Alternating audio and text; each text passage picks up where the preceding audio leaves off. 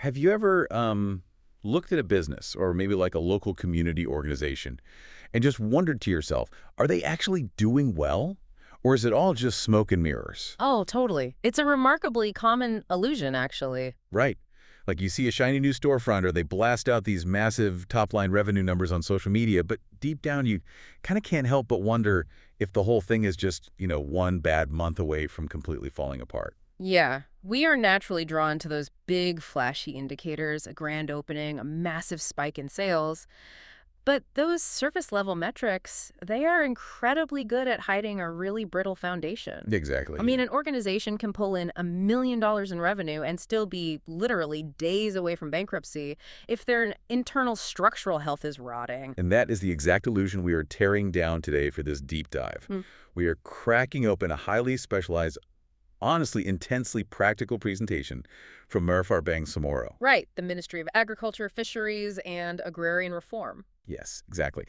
And the source material today is essentially a masterclass. It's titled Cooperative Accounting Financial Analysis. And I know the phrase accounting analysis might trigger an immediate urge to zone out for some people. It sounds a bit dry, yeah. It does, but stick with us here, because what this presentation actually provides is a universal decoder ring. It strips away all that complex jargon and gives you a real lens to see how an organization actually breathes. And you should care about this whether you're prepping for a board meeting or maybe you're evaluating a local credit union you want to join, or honestly, just trying to be fiercely well informed about how money moves in your own community. Yeah, because this isn't just about agriculture or cooperatives. Right. It is a mental model for assessing the true health of any community-focused organization.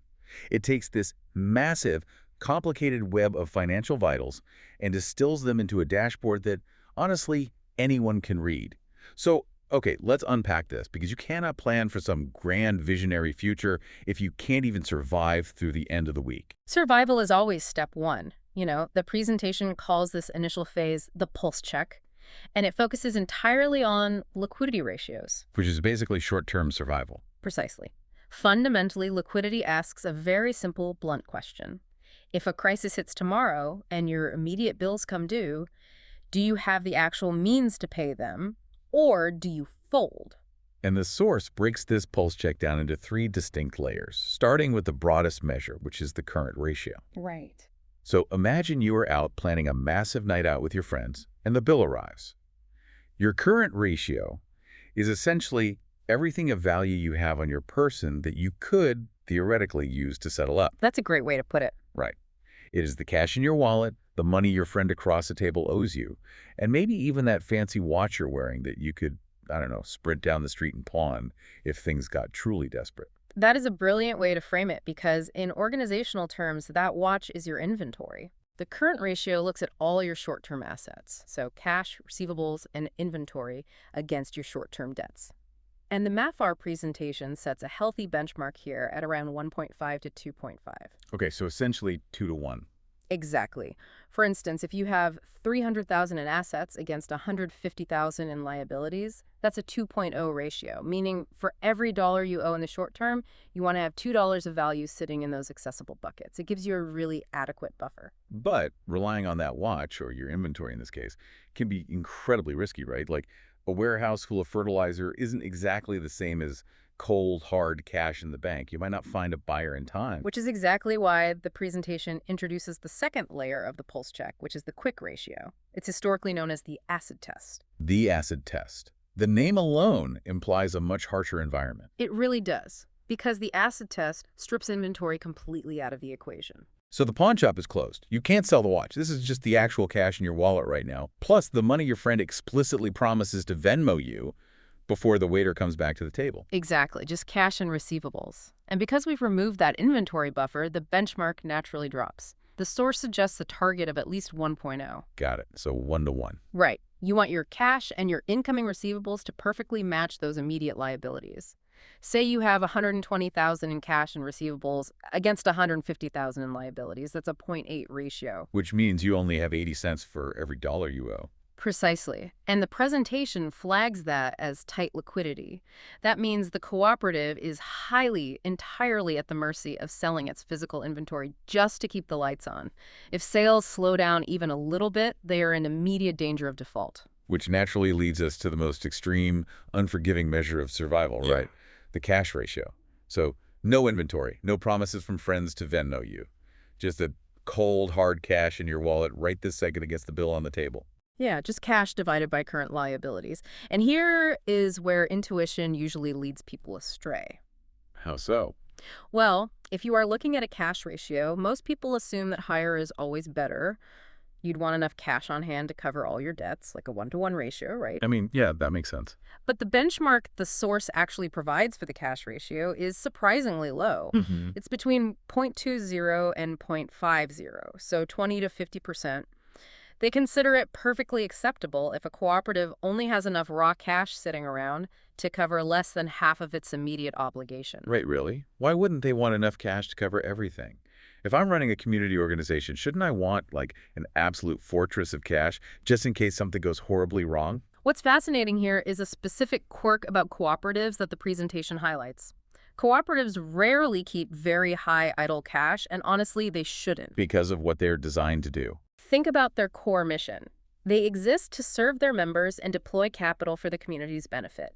A cash ratio of 1.0 would actually be a massive red flag. Oh, wow. Yeah, because it means member funds are just sitting stagnant in a bank account somewhere, doing absolutely nothing for the people who put it there. Oh, that makes total sense. Yeah. If the money is just sitting there in checking, it isn't buying new farming equipment, it isn't securing bulk discounts on seed supplies, it isn't generating any value at all. Precisely. A 20 to 50% cash ratio means they have enough of an acceptable cushion to handle immediate operational friction, but they are actively putting the rest of their capital to work out in the real world. That is a major mindset shift. Okay. So let's say our pulse is strong, we have enough liquidity to survive the night.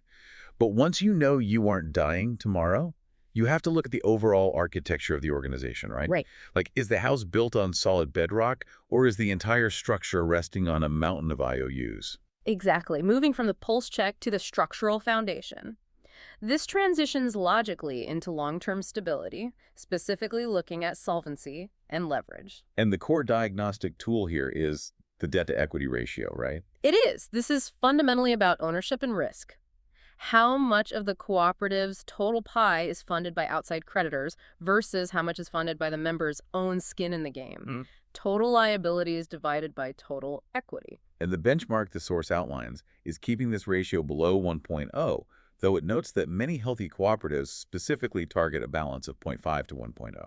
Right. So, for example, if they have 400,000 in liabilities and 600,000 in equity, that's a ratio of 0.67. Which they consider a perfectly safe, acceptable level of leverage, not over-leveraged at all. Exactly. It shows that the members always own the majority of the risk and the reward, while outsiders hold a minority stake. But wait a second, let me push back on this entire premise for a minute. Sure. We are talking about a cooperative.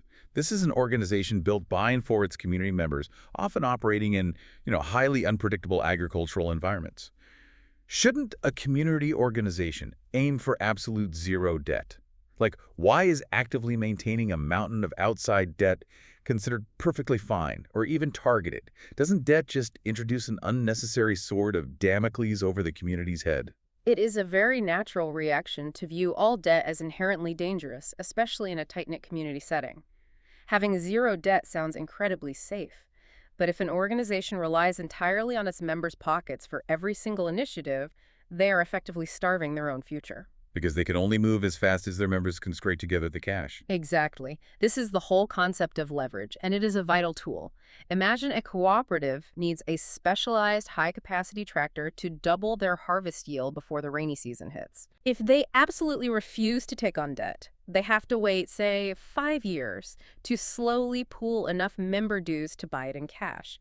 And during those 5 years, they operate inefficiently, missing out on massive potential revenue. Right, while their competitors or the corporate farms next door are already using the better equipment. Exactly. But by taking on a reasonable, calculated amount of debt, acting within that healthy benchmark, they can buy the tractor today, they immediately double their harvest, and they easily use that new amplified income to pay off the loan.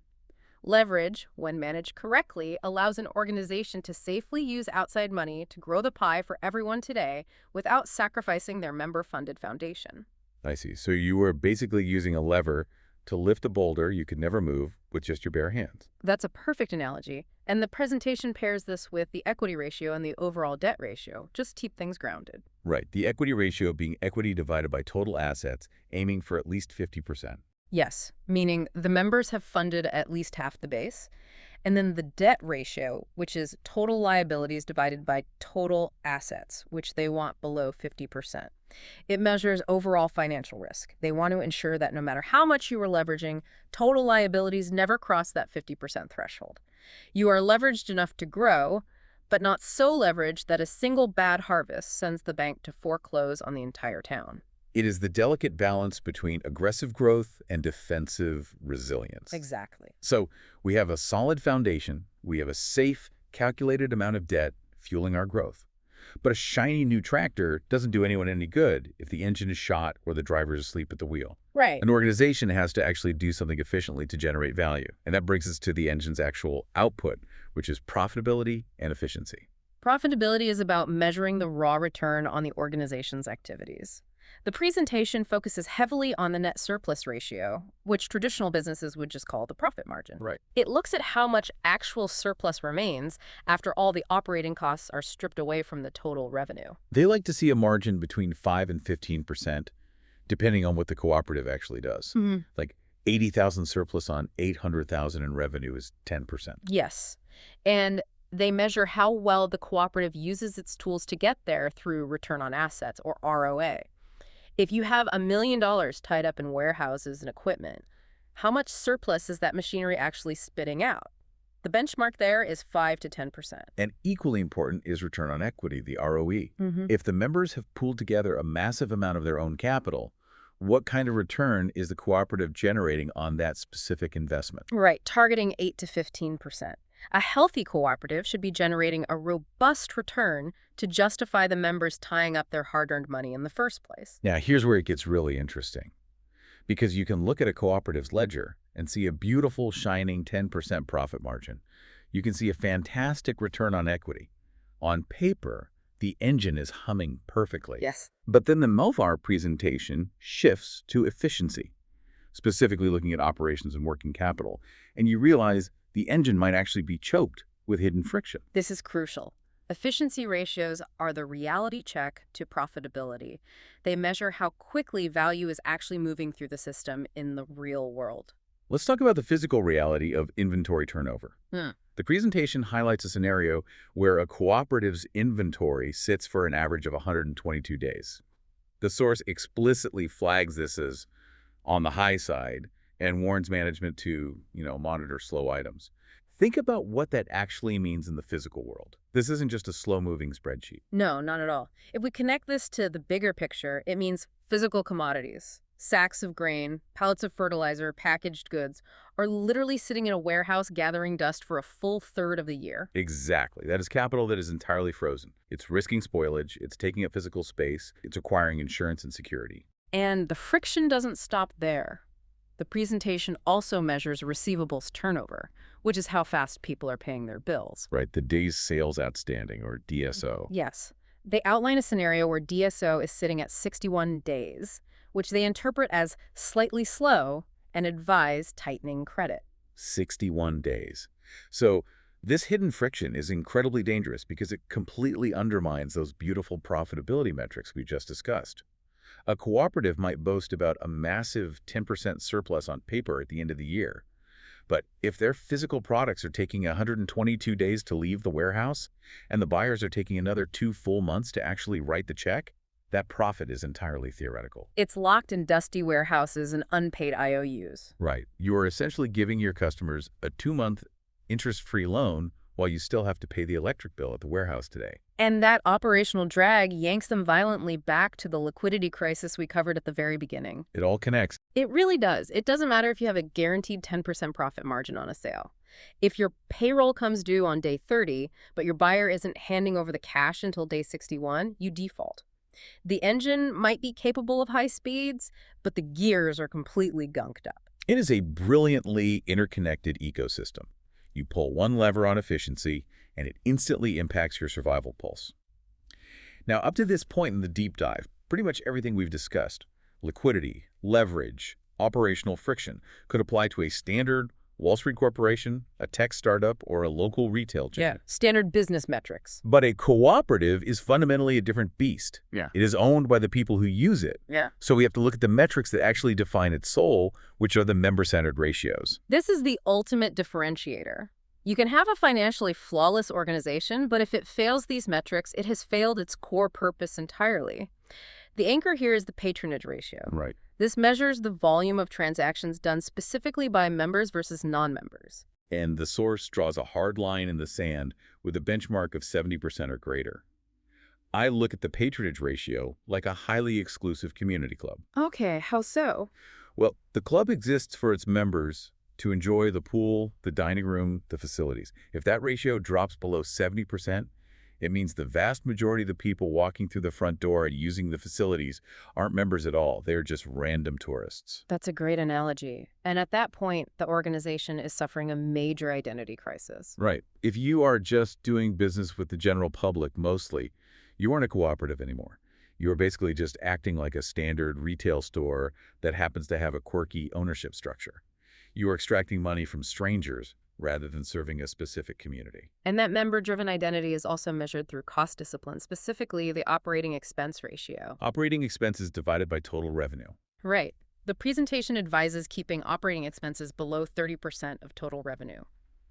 Because every dollar wasted on bloated administrative overhead or, unnecessary administrative luxury is a dollar stolen directly from the member's surplus. Makes sense. But perhaps the most vital member-centric metric they highlight is the capital buildup ratio. This one really jumped out at me. It measures the annual increase in share capital against the total share capital. Essentially, how much new money are members pumping into the system each year? And the benchmark is 10% or greater.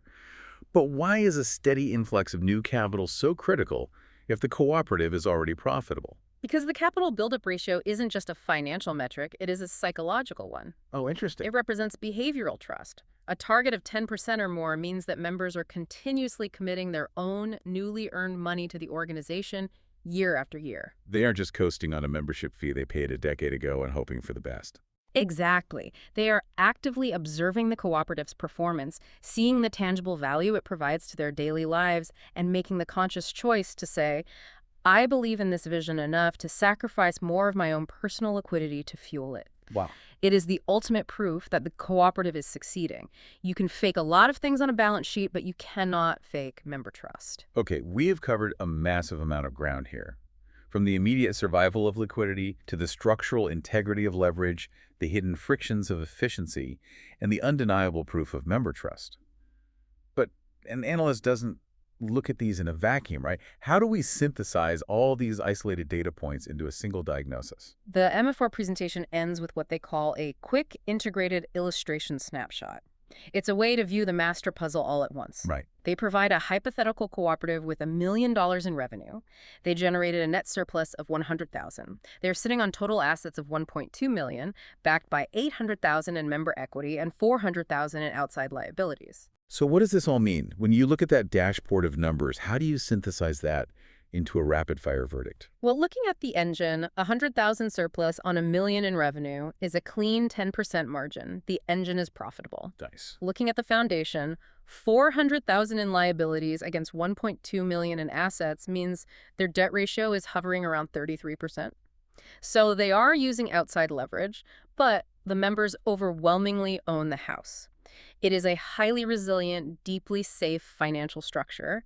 By all traditional measures, they are in excellent shape. But there's a catch. This raises an important question. The financial mechanics are flawless. But to give a true final verdict on a cooperative, I would still need to see the patronage ratio and the capital buildup. Right, the heart. Because if this beautifully efficient, highly solvent machine is doing 80% of its business with non-members, and the community hasn't invested a dime of new capital in 5 years, it's a wildly successful corporation, but it is a dying cooperative. Which brings us perfectly to the final insight from the source material. It explicitly warns, quote, no single ratio tells the full story.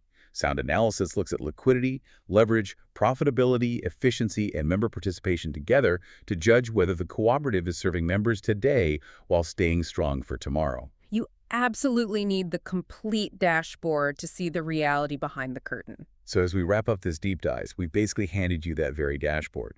You now know how to check the immediate pulse of an organization's liquidity.